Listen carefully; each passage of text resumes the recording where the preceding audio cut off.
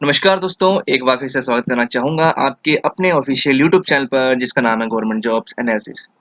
तो दोस्तों थंबनेल तो आपने देख ही लिया होगा। जी हाँ, बहुत ही बड़ी खुशखबरी आ रही है दोस्तों, सीआरपीएफ की तरफ से बम्पर भर्ती है इस साल की। दोस्तों जैसे कि अगर आपको पता होगा, मेरे चैनल के फ्रीक्वेंट व्यूअर हो तो आपको पता होगा, मैंने कुछ समय 1 महीने पहले वीडियो बनाई थी कि सीआरपीएफ में पैरामेडिकल स्टाफ में जो अपकमिंग वैकेंसीज है वो निकलने वाली है, उनके कितने कुल मिला के पद होंगे, कौन-कौन उसे अप्लाई कर सकता है, क्या एलिजिबिलिटी रहेगी दोस्तों। अगर आपने मेरी वीडियो अभी तक नहीं देखी थी वो देख लीजिएगा दोस्तों, उसको आपको मैं बता देता हूँ कि मेरी वीडियो थी कैसी वो। तो गाइस अगर आप स्क्रीन पे देख रहे हो यहाँ पे, तो जो मैंने वीडियो बनाई थी पहले वो थी ये वाली, देखिए ये वाली।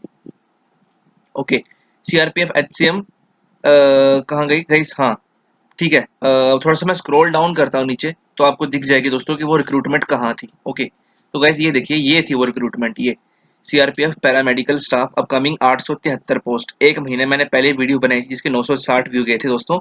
तो दोस्तों जैसे कि मैंने कहा था कि इसकी वैकेंसी इस साल निकल जाएगी दोस्तों, तो ऐसा ही हुआ दोस्तों। आपकी जो भाई ने कहा वही दोस्तों आप सीआरपीएफ ने किया। बिल्कुल पक्की खबर के लेके साथ में लेकर आता हूँ दोस्तों, ठीक है। तो वही हुआ है दोस्तों। अब मैं सीधा ले चलता हूँ इसकी ऑफिशियल नोटिफिकेशन की तरफ। जी हाँ, ऑफिशियल नोटिफिकेशन भी आ चुकी है वेबसाइट के ऊपर दोस्तों, और ए टू जेड इन्फॉर्मेशन आपको इस वीडियो के माध्यम से मिल जाएगी दोस्तों। वीडियो थोड़ी सी लंबी हो सकती है, I will make sure that कि आपको मैं बोर नहीं करूंगा गाइस, ठीक है। तो मैं इसकी नोटिफिकेशन की तरफ ले चलता हूँ गाइस। आप स्क्रीन पे देख रहे हैं ऑफिशियल नोटिफिकेशन आ गया है, सीआरपीएफ का एडवर्टीजमेंट नोटिस आ चुका है दोस्तों।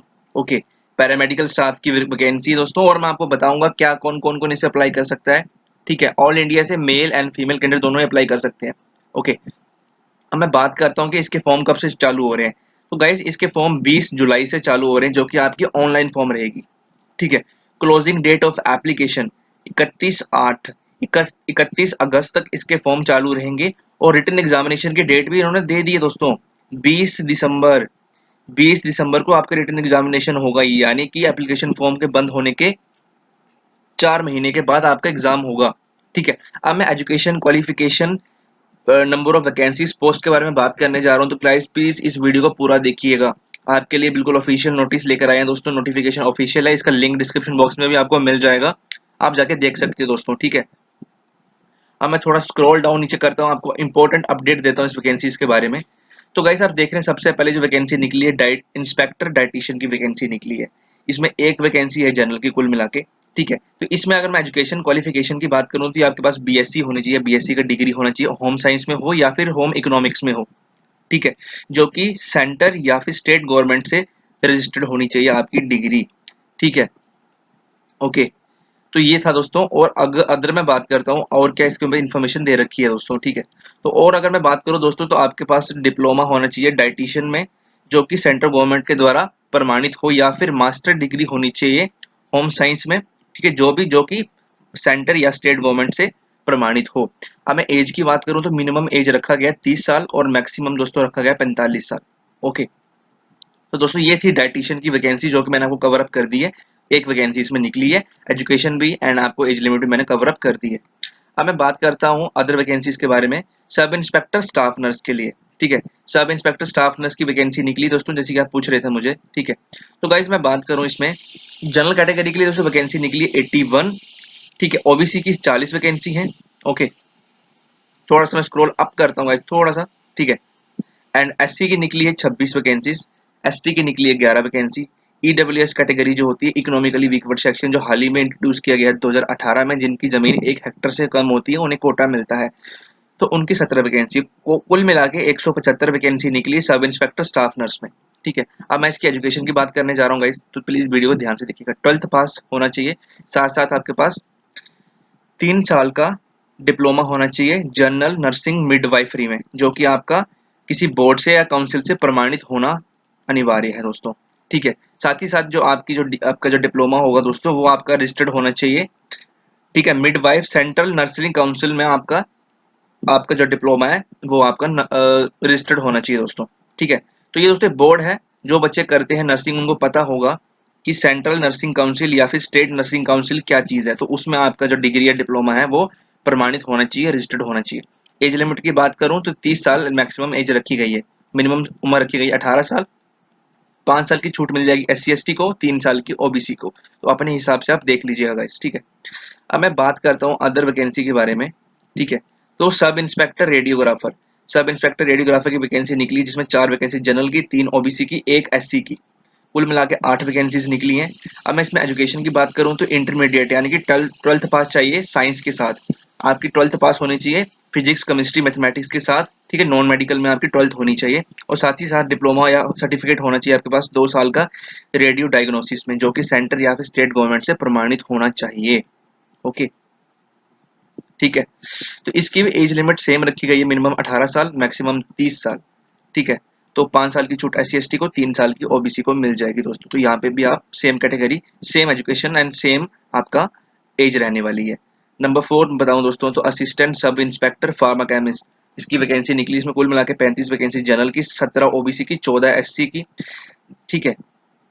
एंड आप देख सकते हो 10 निकली एसटी की, एंड 8 वैकेंसी निकली है गाइस आपकी ईडब्ल्यूएस कैटेगरी, इकोनॉमिकली वीकवर्ड सेक्शन। कुल मिला के 84 वैकेंसीज निकली हुई हैं असिस्टेंट फार्माकेमिस्ट की दोस्तों, जिसमें 12th पास आपकी होनी चाहिए मिनिमम एजुकेशन, साथ ही साथ 2 साल का आपके पास डिप्लोमा होना चाहिए फार्मेसी में, यानी कि डी फार्मा होना चाहिए, ठीक है। और जो आपकी जो डी फार्मेसी है वो आपका रजिस्टर्ड होनी चाहिए फार्मेसी एक्ट 1948 में दोस्तों, ठीक है। इसके अंतर्गत आपकी जो उम्र रहेगी दोस्तों असिस्टेंट सब इंस्पेक्टर फार्माकेमिस्ट के लिए, वो रहेगी मिनिमम 20 साल और मैक्सिमम 25 साल। 5 साल की छूट एससी एसटी को मिल जाएगी, 3 साल की ओबीसी को मिल जाएगी दोस्तों। तो इसमें एज लिमिट का थोड़ा सा डिफरेंस है, एंड एजुकेशन का भी डिफरेंस है दोस्तों, असिस्टेंट सब इंस्पेक्टर फार्माकेमिस्ट का। ओके, अब मैं अदर वैकेंसीज की बात करता हूँ गाइस, अदर वैकेंसी में बात करता हूँ और कौन सी वैकेंसी निकली है। तो guys you can see assistant sub inspector, ठीक है, फिजियोथेरेपिस्ट। तो फिजियोथेरेपिस्ट में दोस्तों 2 वैकेंसी जनरल की, 2 एससी की, ठीक है, 1 ओबीसी की निकली हुई है। तो कुल मिला के 5 वैकेंसीज निकली हैं, जिसमें 12th पास मिनिमम आपकी होनी चाहिए, साथ ही साथ बैचलर डिग्री होनी चाहिए आपकी फिजियोथेरेपिस्ट में, या फिर 3 साल का डिप्लोमा होना चाहिए आपके पास फिजियोथेरेपिस्ट में, जो कि आपका all India council for technical education, ठीक है। ये दोस्तों बोर्ड है, जो जिनको पता है, ये जो टेक्निकल बोर्ड है, वहां से आपकी जो डिग्री या डिप्लोमा है रजिस्टर्ड होना अनिवार्य है। अब मैं एज की बात करूं तो मिनिमम एज इसमें रखा गया 20 साल और मैक्सिमम 25 साल। 5 साल की छूट एससी एसटी को मिल जाएगी, 3 साल की ओबीसी को। तो अपने एज के अकॉर्डिंग, अपने कैटेगरी के अकॉर्डिंग अपने एज को आगे पीछे कर लीजिएगा गाइस, ठीक है। अब मैं अदर वैकेंसीज की बात करता हूँ गाइस, और वैकेंसीज कौन सी निकली है, यू कैन सी गाइस। हाँ, assistant sub inspector dental technician, तो 3 वैकेंसी जनरल की है, 1 है ओबीसी की। तो कुल मिला के 4 वैकेंसीज निकली हैं, इसमें आपकी 10th पास होनी चाहिए, साथ ही साथ 2 साल का आपके पास डेंटल हाइजीनिक कोर्स होना चाहिए, जो कि डेंटल काउंसिल ऑफ इंडिया से प्रमाणित हो, रजिस्टर्ड हो। आपका 2 साल का डेंटल हाइजीनिस्ट का कोर्स आपके पास होना चाहिए, जो कि डेंटल काउंसिल ऑफ इंडिया है उससे रिकॉग्नाइज्ड होना चाहिए। मिनिमम उम्र रखी गई है 20 साल, मैक्सिमम रखी गई है 25 साल। तो इसका आपको ध्यान देना है। 3 साल की छूट ओबीसी को, 5 साल की एससी एसटी को मिल जाएगी यहाँ पे। ओके, अब मैं अदर बात करता हूँ, अदर पोस्ट के बारे में बात करता हूँ। Number 7 assistant sub inspector laboratory technician, इसमें 28 वैकेंसी जनरल की, 15 आपकी 15 जो आपकी वैकेंसी निकली एससी की, 10 निकली है आपकी एसटी की, 5 निकली है ओबीसी की, 6 निकली है आपकी ईडब्ल्यूएस कैटेगरी की। तो अब मैं बात करूं, कुल मिला के 64 वैकेंसी निकली है assistant sub inspector laboratory technician की। एजुकेशन की मैं बात करूं, सिंपली 10th पास चाहिए, साथ ही साथ आपके पास डिप्लोमा या फिर सर्टिफिकेट होना चाहिए मेडिकल लेबोरेटरी टेक्नोलॉजी में, जो कि सेंटर या स्टेट गवर्नमेंट से प्रमाणित होना चाहिए दोस्तों। आपके पास 10वीं के साथ साथ डिप्लोमा या फिर सर्टिफिकेट होना चाहिए, जो कि आपका मेडिकल लेबोरेटरी में हो, जो कि आपका सेंटर या फिर स्टेट गवर्नमेंट से प्रमाणित हो। इसमें भी एज सेम रखा गया, मिनिमम 20 साल और मैक्सिमम 25 साल। 5 साल की छूट एससी एसटी को, 3 साल की ओबीसी को यहाँ पे भी मिल जाएगी। तो बहुत ही बढ़िया वैकेंसीज निकाली है इस बार सीआरपीएफ ने। अदर वैकेंसीज की बात करें तो assistant sub inspector electrocardiography technician, तो इसमें कुल मिला के 1 वैकेंसीज निकली है, सिर्फ कुल मिला के 1 है, जो कि जनरल की रहेगी। इसमें भी दोस्तों 10th पास चाहिए, साथ ही साथ आपके पास सर्टिफिकेट होना चाहिए इलेक्ट्रोकार्डियोग्राफी टेक्नोलॉजी में, जो कि all India council for technical education से प्रमाणित होना चाहिए, जो कि स्टेट या सेंट्रल गवर्नमेंट से प्रमाणित हो। इसमें भी एज सेम रखा गया 20 साल मिनिमम, मैक्सिमम 25 साल इसमें भी एज रखा गया है गाइस। तो इस चीज का आपको ध्यान देना है, ठीक है। अदर मैं वैकेंसीज की बात करूंगा, इस अदर कौन कौन सी वैकेंसीज निकली हैं, तो कुल मिला के दोस्तों आपको मैंने यहाँ तक तो बता दी कि यहाँ तक आपकी 8 वैकेंसी। अब नीचे बताता हूँ कि कौन सी पोजीशन और निकली है। Head constable, psychotherapist assistant, nursing assistant, medic, ठीक है। तो 9वीं पोस्ट ये है, इसमें 35 वैकेंसी जनरल की, 25 एससी की, 13 एसटी की, 6 ओबीसी की, 9 EWS कैटेगरी की वैकेंसी निकली है। कुल मिला के 88 वैकेंसीज निकली हैं, 88। एजुकेशन क्वालिफिकेशन की बात करूं तो 12th पास होना चाहिए आपका किसी भी स्ट्रीम के साथ, साथ साथ 2 साल का डिप्लोमा होना चाहिए या फिर सर्टिफिकेट होना चाहिए साइकोथेरेपिस्ट में। ठीक है, अगर आपके पास 1 साल का एक्सपीरियंस है, ठीक है, 1 साल का एक्सपीरियंस है साइकोथेरेपिस्ट में, असिस्टेंट नर्सिंग असिस्टेंट में, तो वो भी चल जाएगा दोस्तों। ये डिजायरेबल है, ये डिजायरेबल का मतलब है कि अगर होगा तो चल जाएगा, कोई इशू नहीं है। ठीक है, प्रेफरेंस वगैरह नहीं मिलेगी, लेकिन अगर आपके पास एक्सपीरियंस भी है तो भी चल जाएगा। ठीक है, तो 12th पास के साथ साथ 2 साल का या फिर सर्टिफिकेट कोर्स होना चाहिए साइकोथेरेपिस्ट में, जो कि स्टेट गवर्नमेंट या फिर सेंट्रल गवर्नमेंट से प्रमाणित होना चाहिए। मिनिमम एज रखी गई 18 साल, मैक्सिमम रखी गई है 25 साल दोस्तों, इस चीज का आपको ध्यान देना है। ठीक है, 5 साल की छूट SC/ST को मिल जाएगी, 3 साल की OBC को मिल जाएगी। तो मेक श्योर दोस्तों कि जो आपकी कैटेगरी है उसी हिसाब से आपको छूट मिल जाएगी दोस्तों।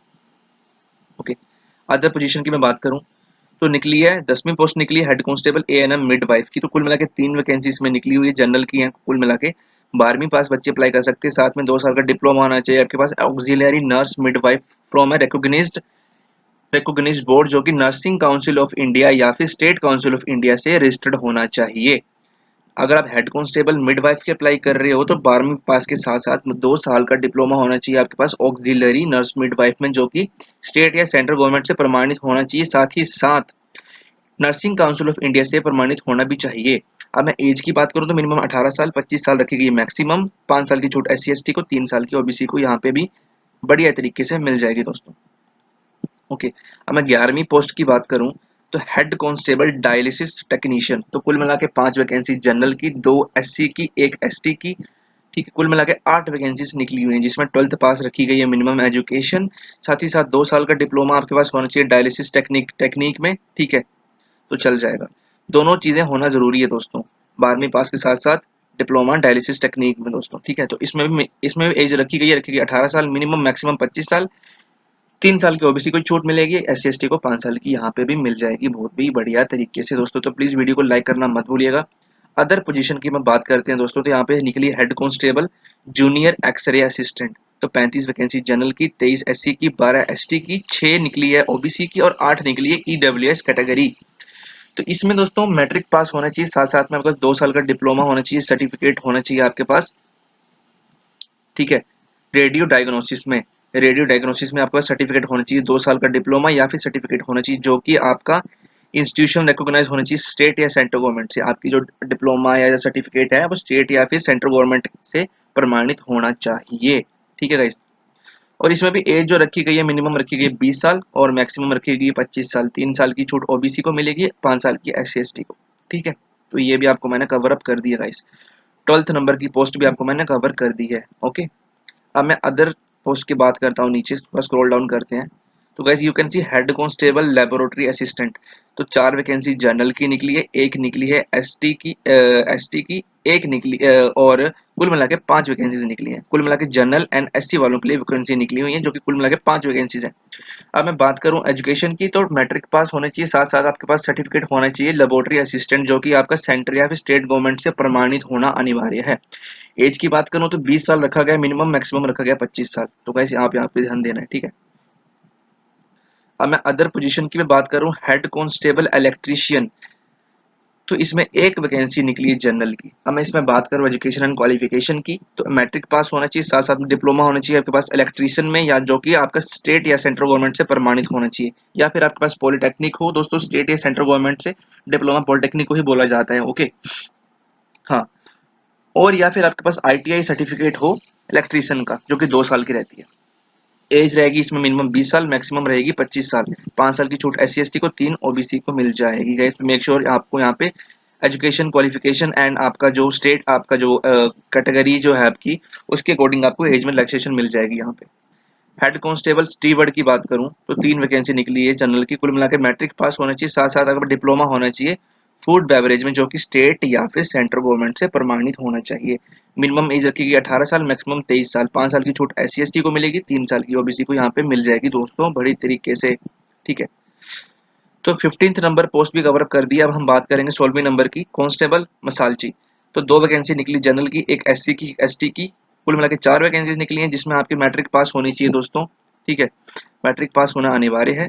और साथ ही साथ अगर दोस्तों मैं अदर एजुकेशन की इसकी बात करूं तो साथ ही साथ दोस्तों आपके पास कम से कम 2 साल का एक्सपीरियंस होना चाहिए होटल में या फिर रेस्टोरेंट में एज अ मसालची। ठीक है गाइस, मुझे बताना मसालची क्या होता है, I don't know what is a masalchi. तो 2 साल का एक्सपीरियंस होना भी जरूरी है आपके पास किसी होटल में या फिर रेस्टोरेंट में, चाहे होटल चाहे आपका सरकारी हो चाहे प्राइवेट हो, चाहे रेस्टोरेंट प्राइवेट हो चाहे सरकारी हो, आपके पास एक्सपीरियंस होना जरूरी है। इसमें इसकी अगर मैं एज की बात करूँ तो मिनिमम 18 साल रखी गई है और मैक्सिमम 23 साल उम्र रखी गई है।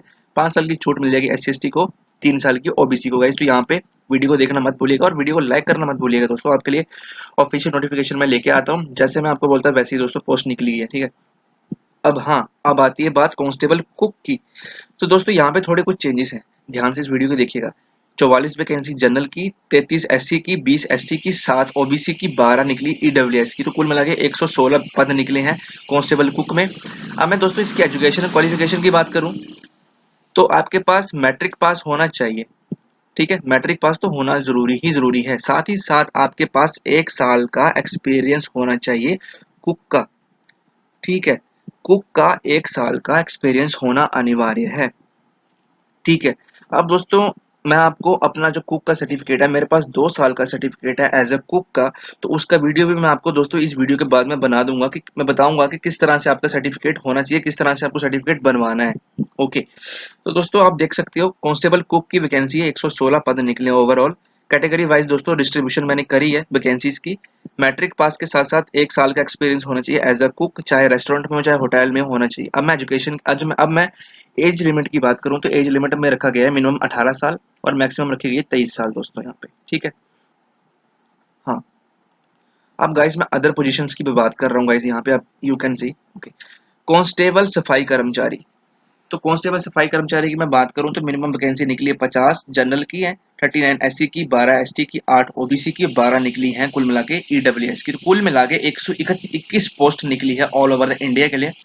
जिसमें दोस्तों एजुकेशन की मैं बात करूं तो प्लीज इस वीडियो को ध्यान से देखिएगा, इस टॉपिक को ध्यान से देखिएगा। मैट्रिक पास होना चाहिए, साथ ही साथ आपको दोस्तों इंग्लिश और हिंदी लैंग्वेज या फिर आपकी जो स्टेट की लोकल लैंग्वेज है वो आना अनिवार्य है। इसमें कोई भी एक्सपीरियंस नहीं मांगा गया है, सिर्फ और सिर्फ कांस्टेबल सर्फ सफाई कर्मचारी के लिए कोई भी एक्सपीरियंस नहीं मांगा गया है। सिंपली 10वीं पास वाले बच्चे से अप्लाई कर सकते हैं, तो काफी अच्छी वैकेंसीज है। अगर आप एक अपना पैर जमाना चाहते हो CRPF में, आप अगर आप एक स्टेप लेना चाहते हो, ठीक है, स्टार्टअप लेना चाहते हो, तो आप ले सकते हो सफाई कर्मचारी से, ठीक है। तो 121 वैकेंसीज हैं जिसमें 10वीं पास वाले बच्चे अप्लाई कर सकते हैं। साथ ही साथ आपको इंग्लिश और हिंदी पढ़ना आना चाहिए और साथ ही साथ जिस स्टेट के आप रहने वाले हो उस स्टेट की आपको लोकल लैंग्वेज भी आनी चाहिए, बोलना लिखना पढ़ना। एज लिमिट की बात करूं तो मिनिमम 18 साल रखी गई है, मैक्सिमम रखी गई 23 साल। 5 साल की छूट मिलेगी SC/ST को, 3 साल की OBC को एज क्राइटेरिया में दोस्तों यहाँ पे भी। ओके, हाँ, अब गाइस मैं बात करता हूँ नीचे अदर पोस्ट की। तो कांस्टेबल धोबी की पोस्ट निकली जिसमें 2 वैकेंसी जनरल की है, 3 निकली है आपकी SC की। कुल मिला के 5 वैकेंसीज निकली हैं जिसमें मैट्रिक पास वाले बच्चे अप्लाई कर सकते हैं। साथ साथ दोस्तों आपके पास 1 साल का एक्सपीरियंस होना चाहिए धोबी का। ओके, धोबी के लिए वॉशरमैन के लिए एक्सपीरियंस होना अनिवार्य है धोबी का। एज लिमिट भी इसमें सेम रखा गया, मिनिमम 18 साल और मैक्सिमम 23 साल। SC/ST को 5 साल की छूट, OBC को 3 साल की छूट। तो यहाँ से दोस्तों आप कवर अप कर लीजिएगा। अब दोस्तों आती है अगली अदर पोस्ट के बारे में, कांस्टेबल वाटर कैरियर। तो 3 साल की रखी गई है, 3 वैकेंसी है इसमें जनरल की कुल मिला के, ठीक है। तो ओवरऑल भी 3 ही वैकेंसीज है। मैट्रिक पास होना चाहिए दोस्तों आपके पास, ठीक है, मैट्रिक होनी चाहिए आपके पास कांस्टेबल वाटर कैरियर के लिए दोस्तों। ओके, और साथ ही साथ आप फिजिकली और मेंटली स्ट्रांग होना चाहिए दोस्तों। ओके, फिजिकल मेंटली आप बिल्कुल स्ट्रांग होनी चाहिए, प्रोफिशिएंट होनी चाहिए वाटर कैरियर ट्रेड में। दोस्तों को पता है वाटर कैरियर ट्रेड एक ऐसा ट्रेड है जो कि कुक और वाटर कैरियर को दोनों को मिला के बना हुआ है। ओके, अगर आपको नहीं पता कि ITBP कांस्टेबल में देख लीजिएगा दोस्तों, कुक और वाटर कैरियर का दोनों का लगभग सेम काम रहता है, ठीक है। तो इसमें भी एज रखी गई सेम 18 साल मिनिमम, 23 साल मैक्सिमम, 5 साल की छूट SC/ST को, 3 साल की OBC को यहाँ पे भी बड़ी तरीके से मिल जाएगी। तो प्लीज वीडियो को लाइक करना मत भूलिएगा दोस्तों, आपके सब इस तरह से अपडेट में लाता रहूंगा। अदर वैकेंसी निकली कांस्टेबल टेबल बॉय की वैकेंसी निकली है। तो इसमें दोस्तों एक वैकेंसी निकली है कुल मिलाकर जनरल की, जिसमें 10th पास होना चाहिए दोस्तों। साथ ही साथ आपके पास 1 साल का एक्सपीरियंस होना चाहिए होटल में, ठीक है, या फिर डिफेंस में, या फिर डिफेंस के जो मैस होते हैं जैसे कि इंडियन आर्मी के जो मैस होते हैं वहाँ पे जो काम करते हैं, ठीक है, या फिर आप इंडियन आर्मी, एयरफोर्स, नेवी या कोई भी डिफेंस फोर्स ले लो आप, उसमें आपके पास एक्सपीरियंस होना चाहिए एज अ टेबल बॉय का। इसमें भी एज सेम रखी गई 18 साल और मैक्सिमम रखी गई 23 साल। 5 साल की छूट SC/ST को, 3 साल की छूट मिल जाएगी OBC को दोस्तों। यहाँ पे भी देखना मत भूलिएगा, इस वैकेंसी को भरना भी मत भूलिएगा दोस्तों, अगर आपके पास ये वाला एजुकेशन क्वालिफिकेशन है। हेड कांस्टेबल वेटनरी की बात करूं, वेटनरी यानी होती है यानी कि जानवरों के डॉक्टर, तो 3 साल की इसमें 3 वैकेंसीज निकली हैं दोस्तों कुल ओवरऑल। अब मैं एजुकेशन क्वालिफिकेशन की बात करूं तो 12th पास होना चाहिए फिजिक्स केमिस्ट्री या और बायो के साथ में दोस्तों, या फिर सिंपली 12th पास भी हो तब भी चल जाएगा। डिग्री या फिर डिप्लोमा होना चाहिए आपके पास मिनिमम 1 साल का। तो गाइस ठीक है, तो पिछली वीडियो दोस्तों मैंने आपको बताया, पिछली वीडियो में कुछ चीजें रह गई थी बताना। तो गाइस आपके पास 10वीं पास 12वीं पास होनी चाहिए, साथ साथ आपके पास डिग्री या डिप्लोमा होना चाहिए 1 साल का मिनिमम वेटनरी थेरेपेटिक में या फिर लाइफ स्टॉक मैनेजमेंट में। ओके, तो इसमें अगर मैं एजुकेशन क्वालिफिकेशन की बात करूं तो मिनिमम 18 साल रखी गई है, मैक्सिमम रखी गई है 25 साल एज लिमिट। 5 साल की छूट SC ST को, 3 साल की OBC को यहाँ पे भी मिल जाएगी गाइस, ठीक है। अब मैं बात करता हूँ अदर पोस्ट के बारे में। दोस्तों बहुत ही सारी पोस्टें निकली हुई है यहाँ पे, आप देख सकते हो यार, ठीक है। हेड कांस्टेबल लैब टेक्नीशियन की बात करूं तो एक वैकेंसी निकली है ओवरऑल, जिसमें 12th पास बच्चे जिन्होंने फिजिक्स केमिस्ट्री बायो के साथ पढ़ा हुआ है, साथ साथ उनके पास 2 साल का डिप्लोमा या फिर सर्टिफिकेट कोर्स होना चाहिए वेटनरी लैब टेक्नीशियन में, साथ साथ में 1 साल का एक्सपीरियंस भी होना चाहिए as a veterinary lab technician, जो कि स्टेट गवर्नमेंट या फिर गवर्नमेंट हॉस्पिटल से प्रमाणित होना चाहिए। एज लिमिट की बात करूं तो मिनिमम 18 साल रखा गया और मैक्सिमम रखा गया 25 साल। SC ST को 5 साल की छूट और OBC को 3 साल की छूट यहाँ पे मिल जाएगी बड़े तरीके से। तो गाइस वीडियो बहुत लंबी है, अगर आपने मेरा पार्ट 1 नहीं देखा तो पार्ट 1 देख लीजिए दोस्तों, ये पार्ट 2 रहेगा दोस्तों, ठीक है। हाँ, और गाइस अदर पोजीशंस की मैं बात करूं तो हेड कांस्टेबल रेडियोग्राफर की पोस्ट निकली है एक, जिसमें 12th पास वाले बच्चे अप्लाई कर सकते हैं, साथ साथ आपके पास डिग्री या डिप्लोमा होना चाहिए वेटनरी रेडियोग्राफी में। अगर आपके पास वेटनरी रेडियोग्राफी में सर्टिफिकेट या फिर डिप्लोमा नहीं है तो आप इस पोस्ट को अप्लाई नहीं कर सकते हो। एज लिमिट की बात करूं तो मिनिमम 18 साल, मैक्सिमम रखा गया 25 साल। 5 साल की छूट SC ST को, 3 साल की OBC को यहाँ पे बड़ी तरीके से मिल जाएगी। ओके, तो गाइस ये वीडियो काफी लंबी थी, ठीक है। और गाइस मैं बात करता हूँ और क्या इन्फॉर्मेशन और आपको मैं दे सकता हूँ यहाँ से, ठीक है। तो गाइस इस पोजीशंस को ऑल ओवर द इंडिया से बच्चे अप्लाई कर सकते हैं, या फिर आप नेपाली हो या फिर आप भूटानी हो या फिर तिब्बतियन रेफ्यूजी हो, आप इस फॉर्म को अप्लाई कर सकते हो दोस्तों, ठीक है। और गाइस और कुछ इन्फॉर्मेशन मैं आपको यहाँ पे देता हूँ। अब मैं बात करूँ हाइट की, ठीक है। हाइट की अगर मैं बात, तो गाइस अगर मैं हाइट की बात करूँ यहाँ पे, प्लीज वीडियो थोड़ी सी लंबी हो सकती है गाइस, तो पूरी की पूरी वीडियो इंपॉर्टेंट आपके लिए यार, वीडियो चाहे लंबी हो जो छोटी हो, आपको इन्फॉर्मेशन पूरी यहाँ से मिल रही है ना। तो गाइस अगर मैं बात करूँ हाइट की यहाँ पे, तो अगर आप जनरल हैं, EWS हैं, SC हैं और OBC हैं, अगर आप 4 कैटेगरी से इनसे बिलोंग करते हो तो आपकी हाइट होनी चाहिए मिनिमम 170 सेंटीमीटर मेल के लिए। अगर आप फीमेल कैटेगरी से बिलोंग करती हो तो आपकी हाइट होनी चाहिए 157 सेंटीमीटर। चेस्ट की बात करूं, अगर आप जनरल, EWS, SC या OBC से बिलोंग करते हो तो आपकी जो मेल की जो चेस्ट होनी चाहिए मिनिमम होनी चाहिए 80 सेंटीमीटर, और फुला के होने चाहिए 85 सेंटीमीटर, यानी कि आपका जो फुलाव होना चाहिए चेस्ट का वो 5 सेंटीमीटर होना चाहिए। फीमेल की बात करूं तो यहाँ पे चेस्ट के लिए कोई एप्लीकेबल नहीं है। ओके, तो गैस आपको यहाँ पे समझ आ गया, जो कुल मिला के जो 4 कैटेगरीज हैं, ठीक है, general, EWS, SC and OBC, इनको हाइट और वेट में और चेस्ट में कोई छूट नहीं है। फीमेल की हाइट जो 157 सेंटीमीटर रहने वाली है अगर 4 कैटेगरी से बिलोंग करती हैं, ठीक है। और अगर मेल से बिलोंग करती हो तो 170 सेंटीमीटर होगी, और मेल की चेस्ट जो रहेगी 80, और बिना बिना फुलाए 80 और फुला के 85। तो यहाँ पे जो छूट मिलनी है वो मिलेगी ST वालों को और हिली एरिया से जो बिलोंग करते हैं उनको। अब मैं नीचे बताता हूँ कि कितनी छूट मिल सकती है हिली एरिया और ST वालों को, ठीक है। देखिए, अगर आप शेड्यूल्ड ट्राइब हो, ST हो, चाहे किसी भी स्टेट से बिलोंग करते हो, आपकी जो मिनिमम हाइट होगी वो होगी 162.5 सेंटीमीटर मेल की। अगर आप फीमेल हो, ST हो, तो 150 सेंटीमीटर आपकी हाइट चल जाएगी।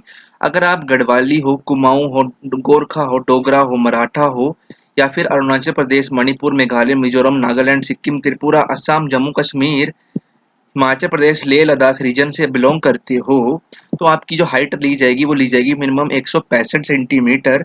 और अगर फीमेल हो, इन स्टेट से बिलोंग करती हो, तो 155 सेंटीमीटर आपकी हाइट होनी चाहिए। ओके, तो ये भी आपको मैंने कवर कर दिया है गाइस, ठीक। अब मैं नीचे करता हूँ बात। चेस्ट की मैं बात करूं, अगर आप शेड्यूल ट्राइब हो, अगर आप ST हो, तो आपकी चेस्ट होगी मिनिमम 76 और फुला के 81। फीमेल के लिए चेस्ट का कोई भी प्रावधान नहीं है। अगर आप डोगरा, मराठा, कुमाऊं, हिली एरिया से बिलोंग करते हो मतलब, तो आपकी जो चेस्ट होनी चाहिए मिनिमम 78 और फुला के होनी चाहिए 83, ठीक है। तो ये भी आपको समझ आ गया होगा अच्छे तरीके से। छूट सिर्फ यहाँ पे ST वालों को है और जो हिली एरिया से बिलोंग करती है छूट उनको है। ठीक है। अब मैं बात करूं आपकी फिजिकल स्टैंडर्ड की कि दौड़ वगैरह कितनी रहने वाली है। तो दोस्तों मैं बात करूं, अगर आपने दोस्तों ASI, SI, head constable, laboratory technician, radiography, physiotherapist, dietitian, staff nurse, pharma chemist, dialysis technician, assistant medic, dental technician, lab technician, veterinary doctor के लिए अगर आपने अप्लाई कर रखा है, तो जो आपकी जो दौड़ होने वाली है, अगर मैं मेल की बात करूं, मेल कैटेगरी की, तो आपकी 1600 मीटर की दौड़ जो होगी वो होगी आपकी 7 मिनट 30 सेकंड में। लॉन्ग जंप जो होगा आपका 10 फुट होगा। लॉन्ग जंप लंबा 10 फुट, लंबी कूद 10 फुट होगी, जो कि आपको 3 चांस मिलेंगे। यार 10 फुट तो कुछ भी नहीं है यार, बड़े आराम से बचती है। हाई जंप जो रहेगा वो 3 फुट रहेगा। 3 फुट क्या है, कुछ नहीं, बंदा खड़ा खड़ा टाप जाता है 3 फुट, जिसमें आपको 3 चांस मिलेंगे। अगर आप फीमेल कैटेगरी से बिलोंग करती हो तो आपको 800 मीटर की दौड़ जो है कि 6 मिनट में पूरी करनी है। यार बड़े 6 मिनट में आराम से बंदा पैदल भी करे तो तब भी यार आराम से कर जाएगा। ठीक है, 800 मीटर की दौड़ 6 मिनट में पूरी करनी है फीमेल के लिए। और साथ ही साथ लंबी कूद की बात करूं तो 6 फुट रहने वाली लंबी कूद, जो कि आपको 3 चांस मिलेंगे। अगर आप एक बार में नहीं कूद पाते तो दूसरी बार नहीं कूद पाते तो तीसरी बार, इस तरह से आपको 3 चांस मिलेंगे। 2.5 फुट की जो ऊंची कूद रहेगी और उसमें आपको भी 3 चांस मिलेंगे दोस्तों। ठीक है, तो ये था सिर्फ और सिर्फ एएसआई, एसआई, हेड कांस्टेबल, जितने भी ट्रेड्स हैं दोस्तों, ठीक, उनके लिए। अब मैं बात करूं नीचे, ठीक है, तो वैसे अब नीचे अगर मैं बात करूं तो फिर अगर आप कांस्टेबल, मसालची, कुक, सफाई कर्मचारी, washerman, table boy, water career के लिए अप्लाई कर रहे हो तो सेम हाइट रहेगी, फीमेल की भी सेम हाइट रहेगी। ठीक है, तो आपको मैंने यहाँ पे भी तो कवर अप कर दिया है। ओके, हाँ, यहाँ पे चेस्ट भी सेम रहने वाली है। ठीक है, ओके। तो अब मैं बात करूं दोस्तों, अगर आपने मसालची, कुक, सफाई कर्मचारी, washerman, table boy, water career के लिए अगर आपने अप्लाई कर रखा है, ठीक है, तो गाइस आपकी जो 1600 किलोमीटर की जो दौड़ है ना, 1600 मीटर की जो दौड़ है आपकी, वो 10 मिनट में होगी। यार 10 मिनट में 1600 मीटर की दौड़, मतलब यार पैदल पैदल बंदा भाग के कर लेता है। ठीक है, फीमेल की बात करूं, अगर आपने फीमेल में अप्लाई कर रखा है, कुक, सफाई कर्मचारी, वॉशरमैन, टेबल बॉय या वाटर कैरियर के लिए, तो 1600 मीटर की दौड़ 12 मिनट में करनी है, यानी कि 800 मीटर की दौड़ 6 मिनट में, जो कि मैंने आपको ऊपर बताया, और 800 मीटर और, जो कि कुल मिला के 1600 मीटर की दौड़ हुई 12 मिनट में फीमेल के लिए। अगर आप मेल कैटेगरी से बिलोंग करते हो तो 1600 मीटर की दौड़ 10 मिनट में करनी। यार इतना आराम से फिजिकल निकलेगा ना। आपको ध्यान फिजिकल पे नहीं देना, आपको ध्यान देना है रिटर्न पे दोस्तों, क्योंकि मेन चीज जो पैरामिलिट्री फोर्सेज में होती है वो रिटर्न ही होता है। आपको समझ आना चाहिए गाइस। ठीक है, एग्जाम सेंटर की मैं बात करूं दोस्तों, तो एग्जाम सेंटर कुल मिला के 9 एग्जाम सेंटर रखे गए हैं ऑल ओवर द इंडिया। नई दिल्ली, हैदराबाद, गुवाहाटी, जम्मू, प्रयागराज, अजमेर, नागपुर, मुजफ्फरपुर, पलीपुरम। तो गाइस अगर आप नॉर्थ एरिया से बिलोंग करते हो तो आपका सेंटर आ सकता है जम्मू या फिर नई दिल्ली, या फिर ये भी ऑप्शन हो सकता है कि अपनी मर्जी से खुद चूज करना है। ठीक है, तो अगर अपने अपनी मर्जी से चूज करना है तो आप इन 9 सेंटर में से कोई भी सेंटर चूज कर सकते हो। मेरे हिसाब से दिल्ली तक बच्चों के लिए जम्मू और नई दिल्ली ठीक रहेगा। जो बच्चे लाइक जैसे कि आपके साउथ में रहते हैं तो साउथ वाले बच्चों के लिए पल्लीपुरम है। ठीक है, जो बच्चे ईस्ट में रहते हैं उनके लिए नागपुर सही है। जो बच्चे वेस्ट में रहते हैं उनके लिए अजमेर सही है। जो बच्चे सेंटर में रहते हैं उनके लिए दिल्ली सही है और हैदराबाद सही है। और जो बच्चे ईस्ट में रहते हैं गुवाहाटी भी सही है उनके लिए, है ना। तो गाइस आप अपने हिसाब से सेंटर देख लीजिएगा जो आपको चूज करना है। तो कुल मिला के 9 सेंटर है ना, ऑल ओवर द इंडिया में। ओके, अब मैं फीस की बात करूं कि जो इसकी एग्जाम फीस रहने वाली है, अगर आप जनरल, ईडब्ल्यूएस, ओबीसी कैटेगरी से बिलोंग करते हो और आपने ग्रुप बी के लिए अप्लाई किया, ग्रुप बी में दोस्तों आपके आते हैं SI, ASI, pharma chemist, dental technician, radiography, veterinary doctor, वैदिक, जो मैंने आपको ऊपर बता रखी थी। ठीक है, तो उनके लिए जो फीस रखी गई है वो 200 रुपया फीस रखा गया है। ठीक है, और अगर आप ग्रुप सी के लिए अप्लाई करते हो, ग्रुप सी में दोस्तों आपके जैसे कांस्टेबल, ट्रेड्समैन, आपका वाटर कैरियर, सफाई कर्मचारी, कुक, टेबल बॉय, इन पोस्ट के लिए दोस्तों आपका 100 रुपया फीस में लगेगा। ठीक है, अगर आप एससी हो, एसटी हो और फीमेल हो तो आपको कोई भी फीस नहीं देनी है किसी भी कैटेगरी के लिए। अगर आप शेड्यूल कास्ट से बिलोंग करते हो, शेड्यूल ट्राइब हो, या फिर अगर आप फीमेल कैटेगरी से बिलोंग करते हो तो आपको चाहे ग्रुप बी हो चाहे ग्रुप सी हो, किसी में फीस नहीं देनी है। ये सिर्फ फीस उनके लिए है जो जनरल, ईडब्ल्यूएस, ओबीसी कैटेगरी से बिलोंग करते हैं, मेल्स, मेल्स के लिए बात कर रहा हूँ। फीमेल के लिए कोई भी फीस नहीं है यहाँ पे। साथ ही साथ अगर आपके घर के आसपास कोई बैंक वगैरह नहीं है या फिर आप ऑनलाइन पेमेंट नहीं कर सकते हो तो आप पोस्ट ऑफिस भी जा सकते हो। पोस्ट ऑफिस में आप पोस्टल ऑर्डर भी बनवा सकते हो, 100 या 200 रुपए का, डिपेंड करता है ना। हाँ, तो आप पोस्ट ऑफिस भी जा सकते हो। ओके। और दोस्तों जो पोस्ट ऑफिस का जो एड्रेस रहेगा, जिस जिस पते पे आपको पैसे भेजने हैं वो रहेगा आपका in favour of DIGP, directed in general police, group centre CRPF Bhopal. ठीक है, इसके बिहाफ पे। और आपको जो पैसा जमा कराना है वो रहेगा बंगरसिया। अब गाइस मुझे नहीं पता कि बंगरसिया कहाँ है, तो कोई अगर मेरे यहाँ पे सब्सक्राइबर को देख रहा है बंगरसिया, बताना गाइस कहाँ पे है। ठीक है, ओके। हाँ, कैसे अप्लाई आपको करना है guys, you can see guys, इसके जो फॉर्म है 20 जुलाई से चालू हो जाएंगे इसी मंथ, और 31 अगस्त तक फॉर्म चलेंगे। इसकी परीक्षा जो रहेगी वो रहेगी 20/12/2020 को, यानी कि 20 दिसंबर को इसकी भर्ती परीक्षा, इसकी रिटन एग्जामिनेशन होने वाला है। तो प्लीज रिटन पे फोकस कीजिएगा, फिजिकल तो निकल जाएगा।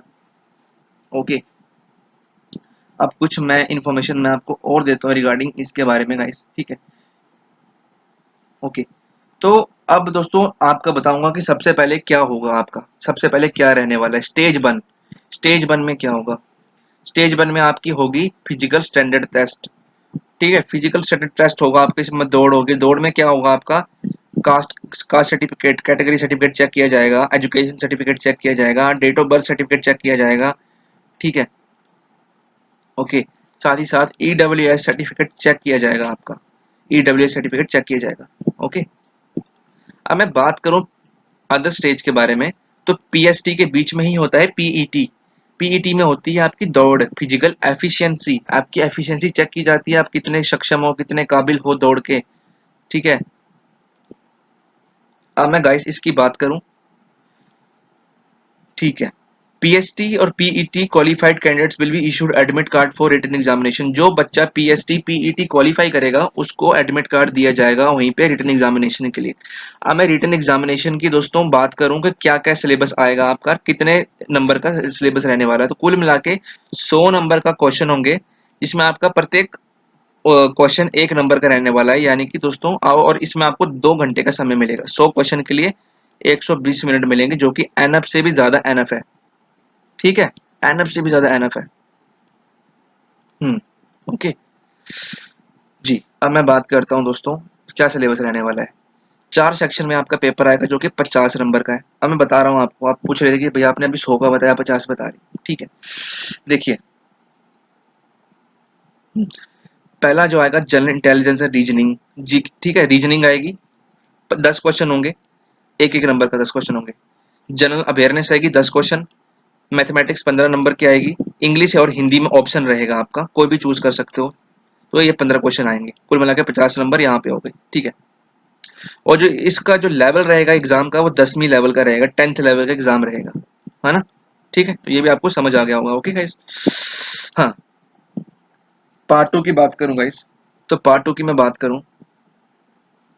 ओके, तो पार्ट 2 में दोस्तों मैं आपको बताऊं, पार्ट 2 जो रहेगा वो भी रहेगा 50 नंबर का। ठीक है, ओके।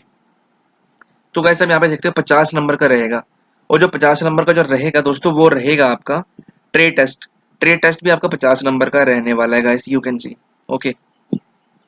हम्म।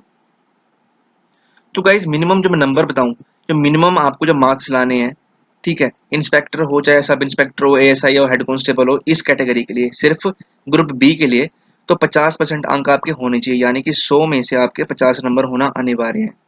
अगर आप schedule caste, schedule tribe, OBC category से हो तो 45 अंक लाना अनिवार्य है। अगर आप कांस्टेबल के लिए अप्लाई कर रहे हो, जैसे कि constable, tradesman, water career, cook, सफाई कर्मचारी, टेबल बॉय, तो उसमें भी 45 अंक लाना अनिवार्य है, जनरल, EWS और एक्स सर्विसमैन के लिए। अगर आप SC ST OBC से हो तो 40% अंक आप ला सकते हो, इतना आपको लाना ही पड़ेगा, तभी आप अदर स्टेज के लिए क्वालिफाई होगी, जो कि आपका है मेडिकल। क्वेश्चन पेपर जो आपका आएगा वो इंग्लिश और हिंदी में दोनों में आएगा, तो ऑप्शन रहेगी, आप इंग्लिश में भी कर सकते हो, हिंदी में भी कर सकते हो, जैसे आपको अच्छा लगता है गाइस। ठीक, ठीक है दोस्तों। अब थर्ड आता है आपका trade test and screening of document. Trade test और स्क्रीनिंग ऑफ डॉक्यूमेंट, है ना। आपका प्रैक्टिकल टेस्ट होगा दोस्तों 10 नंबर का, 5, ठीक है। तो कुल मिला के आपका 20 नंबर का रहेगा ट्रे टेस्ट, ठीक है। 20 नंबर का आपका ट्रे टेस्ट रहेगा। अगर आपके पास 2 साल एक्सपीरियंस है तो आपको 2 नंबर मिलेंगे, एक 3 साल एक्सपीरियंस है 3 नंबर मिलेंगे, 4 साल एक्सपीरियंस है 4 नंबर, 5 साल एक्सपीरियंस है 5 नंबर आपको यहाँ पे मिल जाएंगे, है ना। तो ऐसा नहीं है कि अगर आपके पास 1 साल का एक्सपीरियंस है तो आप सिलेक्ट नहीं होंगे, बिल्कुल होंगे। आपकी मेहनत उस हिसाब से होनी चाहिए। अगर आपके पास 1 साल का सर्टिफिकेट है तो आपकी मेहनत जो होनी चाहिए ना वो 2 साल के बराबर होनी चाहिए, दोस्तों आपको टक्कर देनी है बाकी बच्चों को, है ना। हाँ, और गाइस अदर इन्फॉर्मेशन मैं आपको देता हूँ यहाँ पे। ट्रेड टेस्ट में कितना कट ऑफ जा सकता है, देखो दोस्तों, अगर आप जनरल हुई, ईडब्ल्यूएस, एक्स सर्विसमैन से बिलोंग करते हो तो 20 में से आपको 8 नंबर लाना तो बिल्कुल ही है, यानी कि 45% आपको अंक लाने ही हैं अगर आप ट्रेड टेस्ट की बात कर रहे हो जनरल, ईडब्ल्यूएस, एक्स सर्विसमैन के। अगर आप ओबीसी, एससी, एसटी हो तो 20 में से 7 अंक भी लाओगे तो आप ट्रेड टेस्ट में क्वालिफाई कर दी जाओगे फॉर मेडिकल एंड डॉक्यूमेंटेशन के लिए, है ना। ओके, उसके बाद आपका मेडिकल होगा, स्टेज 4 आपका होता है मेडिकल फिटनेस। उसके बाद क्या होगा दोस्तों, आपका ज्वाइनिंग हो जाएगी। जो बच्चे फिट होंगे उनकी ज्वाइनिंग हो जाएगी, और जो बच्चे अनफिट होंगे, टेम्पररी अनफिट होंगे, उन्हें रीमेडिकल एग्जाम दिया जाएगा, रीमेडिकल के लिए बोला जाएगा, है ना। ओके, तो गाइस ये था आपका vacancy for the post of कौन सा पैरामेडिकल स्टाफ, ठीक है, पैरामेडिकल स्टाफ। गाइस तो वीडियो काफी लंबी हो चुकी है, लगभग 40 मिनट के आसपास हो चुकी है। तो इसकी जो परीक्षा तिथि रहेगी वो 20 दिसंबर रहेगी। इस महीने के 20 तारीख से इसके फॉर्म चालू हो रहे हैं, 31 अगस्त तक फॉर्म चलेंगे, 20 दिसंबर को परीक्षा होनी है दोस्तों। तो आपको ध्यान देना है, आपको परीक्षा पे प्लस फिजिकल दोनों पे ध्यान देना है। अगर आप फिजिकल पे ध्यान नहीं दोगे दोस्तों, ऐसी बात नहीं है कि आप, क्योंकि फिजिकल तो कवर हो जाएगा, ऐसी बात नहीं है, 10 मिनट में आप यार आराम से कर लोगे ना, लेकिन आपको ध्यान जो देना वो परीक्षा पे देना है यार, क्योंकि परीक्षा ही मेन है। पैरामेडिक जो आपके जो पैरामिलिट्री फोर्सेस है इसमें परीक्षा ही मेन होती है। और अगर आप कांस्टेबल अप्लाई करते हो तो कांस्टेबल आता है ग्रुप सी, और अगर आप एसआई, एएसआई, हेड कांस्टेबल में अप्लाई करते हो तो वो आती है ग्रुप बी, है ना। तो गाइस ये भी आपको पता होना चाहिए। और साथ साथ अगर आपके पास सर्टिफिकेट है ना दोस्तों, एक्सपीरियंस हो, तो उस एक्सपीरियंस का आपका कोई जाली सर्टिफिकेट नहीं होना चाहिए, आपको नॉलेज भी होनी चाहिए। सर्टिफिकेट बनने में बन जाता है लेकिन नॉलेज भी तो होनी चाहिए ना उसकी। तो आपको दोस्तों ये थी वीडियो, विस्तार से मैंने आपको वीडियो समझा दी है। अब प्लीज कोई भी ऐसा कमेंट मत कीजिएगा जो कि मैंने वीडियो में आपको बता रखा है उसके बाद भी आप पूछ रहे हो, ऐसा कमेंट मत करना। वीडियो में जो मैंने चीजें नहीं कवर की हैं तो उसके बारे में आप पूछ सकते हो दोस्तों। मैंने age, post, number of vacancies, qualifications, trade test, exam exam centre कौन कौन से रहने वाले हैं, एग्जाम पैटर्न क्या, हर एक चीज मैंने कवर कर दी है इस वीडियो के माध्यम से। तो इस महीने के 20 तारीख से फॉर्म चालू हो रहे हैं। और अगर आप दोस्तों चाहते हो इस तरह के अपडेट्स और चाहते हो तो मैं आपको अपडेट देता रहूंगा। चैनल को सब्सक्राइब करना, घंटिया को दबाना मत भूलिएगा दोस्तों। जो मैंने कहा आपको वही हुआ, जो मैंने कहा था कि वैकेंसी निकली तो वैकेंसी निकल चुकी है ना। निकली है कि नहीं निकली आपको तो बता दो दोस्तों, अभी निकली है ना, यस। तो गैस ये थी बात, ठीक है। तो ये अपडेट था सीआरपीएफ की तरफ से, ऑफिशियल अपडेट है। इसका लिंक डिस्क्रिप्शन बॉक्स में मिल जाएगा, इस नोटिफिकेशन का लिंक डिस्क्रिप्शन बॉक्स में मिल जाएगा। अब ये मत बोलना कि भाई हमने खोला खोला नहीं, आप झूठ बोल रहे हो, फेक बोल रहे हो। यार देखो सीधी सी बात है, तुम्हें जो अच्छा लगता है तुम वो करो, मैं तुम्हें कुछ नहीं बोलूंगा, ठीक है। आपको हर चीज, जो इंसान फेक होता है ना अंदर से, उसको हर चीज फेक ही लगती है, इसलिए मैं कुछ नहीं बोलूंगा। तो दोस्तों ये था नोटिफिकेशन, पूरा विस्तार से नोटिफिकेशन आपको मैंने कवर कर दिया है। कुछ भी अगर आपको लगता है कि मैंने नहीं बताया तो आप कमेंट करें, लेकिन दोस्तों मैंने 200% पूरा बता दिया आपको इस वीडियो के माध्यम से, कैसे कैसे अप्लाई करना है, कैसे कैसे अप्लाई नहीं करना है, ठीक है। दौड़, height, weight, chest, male female, age limit, education, number of vacancies, number of post, exam कब होगा, ठीक है, ऑफलाइन होगा, ऑनलाइन, सब कुछ दोस्तों मैंने आपको बता दिया है। जो परीक्षा जो इसकी रहेगी ऑफलाइन पेपर होता है ऑफलाइन, ठीक है। तो गाइस ये था, और कोई भी नेगेटिव मार्किंग इसमें नहीं होती है, मैं आपको पहले बता रहा हूँ, ठीक है। तो अच्छा लगा वीडियो को तो वीडियो को लाइक कर देना यार, बड़ी मेहनत करके आपसे हम आपके लिए वीडियो बनाते हैं, तो प्लीज़ मेरी मेहनत व्यर्थ ना जाए आपके लिए दोस्तों। अच्छा लगा वीडियो को तो वीडियो को लाइक कर देना, शेयर कर देना, कमेंट करना, सब्सक्राइब मत भूलना। जय हिंद।